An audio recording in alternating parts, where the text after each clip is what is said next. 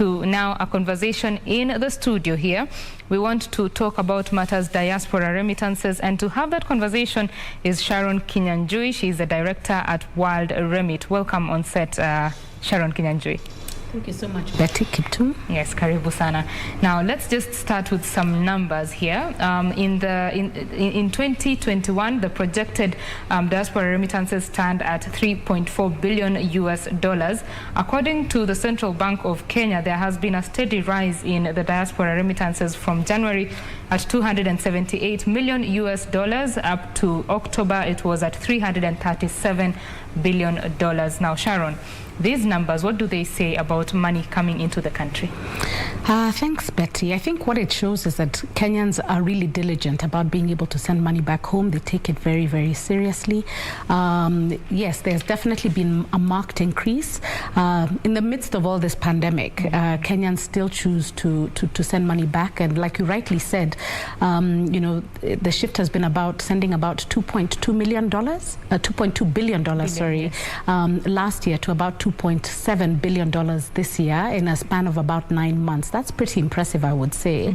And it's an uplift of about 20%, considering that at one point, the World Bank had thought that during the pandemic, remittances would go down. So it says that Kenyans really care about sending money back home. Right. As you rightly put it, there was talk that it might go down, but it did not, despite the pandemic hitting both the local and the global economy. Why is this?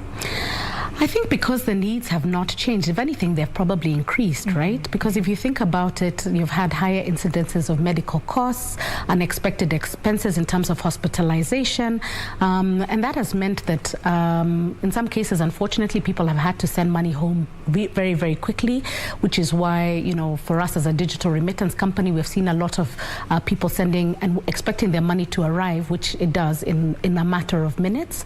And then, of course, people have gone back to school. There was a time during the pandemic that people were homeschooling or schools were shut. Education is now back on, and there's definitely a need to make sure that by the beginning of term, remittances are sent back home to support family. Right. The diaspora remittances is Kenya's largest foreign exchange earner, at least since 2015 up to date. Now, when you look at this money coming in, largely it's from Northern America. That is the biggest contributor, followed by Europe and then the rest of the world. Where is this money going exactly when it comes now to Kenya? How is it being used? I think it's for the reasons that we have stated as well. It's predominantly, we're seeing a lot of money going towards education. So a lot of people are choosing to send money back for that. The data that we actually have from CBK, it's 65% of the inflows are coming from North America, like you rightly said, and a lot of that is towards education.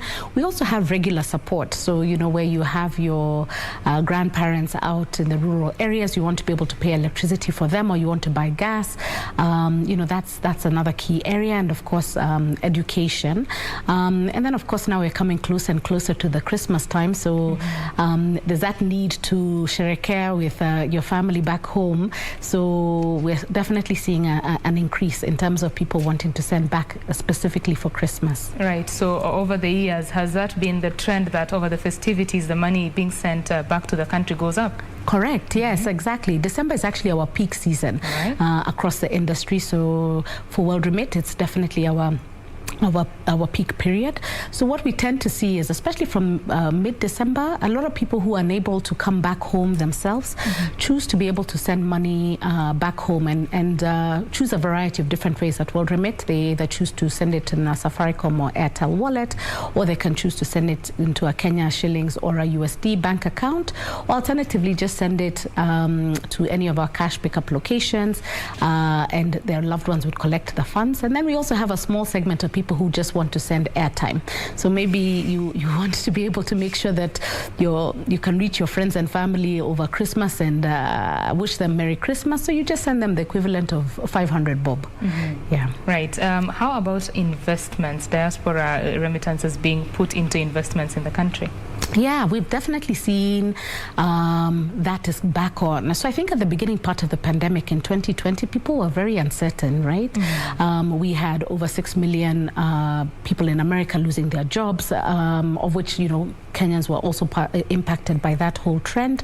So, and now that it's become a bit more stable and people are realizing that the pandemic is here to stay, I think people are now going back to their original investments. So what we're finding is that a lot of Kenyans choose to use platforms like bank account, especially USD and Kenya shillings bank accounts, to be able to send money back home for those larger investments where you want to build either a commercial building, or perhaps you've always thought about building your own home. We're definitely seeing an increase in terms of the commercial investments. Yeah. And so what do you foresee as the future in terms of even the trends? Are they going to change? Will they remain the same? I think we foresee that the trends will continue to increase. People will still continue to send money back home. I think for a different variety of reasons.